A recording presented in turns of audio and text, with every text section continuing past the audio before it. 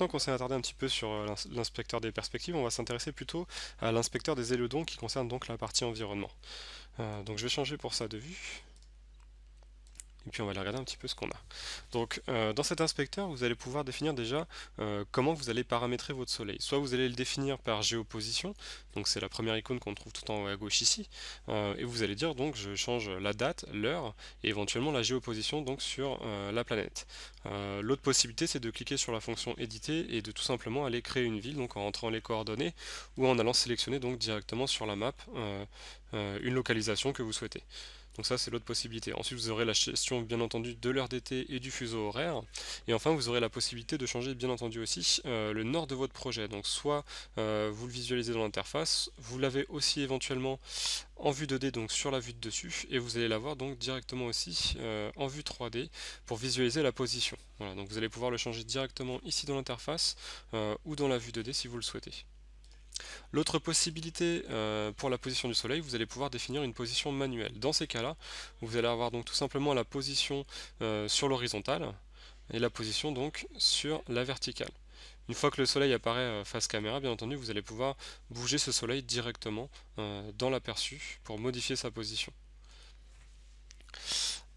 Ensuite, vous allez avoir des réglages ici pour basculer automatiquement sur les ombres à 45 degrés. Donc ça c'est très simple, vous basculez sur les ombres à 45 degrés et il n'y a rien à faire, il va prendre directement les axes par défaut du modèle et il va projeter des ombres à 45 degrés par rapport à ces axes-là. Voilà, donc la plupart du temps bien entendu on travaille en géoposition. Ensuite on va avoir ici la partie éclairage qui va être assez intéressante, où vous allez pouvoir définir donc la puissance du soleil. Vous allez pouvoir définir aussi éventuellement sa saturation, donc si vous voulez qu'il éclaire beaucoup plus jaune au niveau de la teinte, ou si vous voulez qu'il soit complètement désaturé, vous pouvez le désaturer totalement si vous le souhaitez.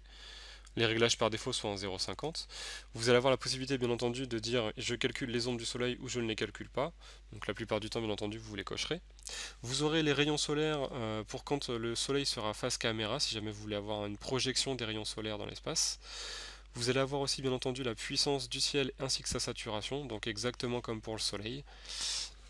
À droite ici on va avoir un effet d'halo, donc ça c'est quand le soleil toujours pareil est face caméra, vous allez avoir un effet d'éblouissement et vous allez donc pouvoir choisir 4 types de halos différents avec un curseur de puissance.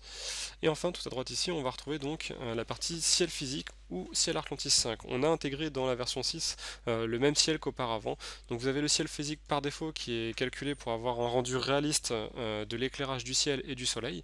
Si jamais maintenant vous voulez calibrer sur ce nouveau moteur éventuellement l'ancien ciel, vous pouvez rebasculer sur le ciel Arclantis 5 et dans ces cas-là, la fonction éditer est donc atteignable et vous allez pouvoir donc regarder, visualiser les réglages concernant donc les nuages, l'exposition du ciel,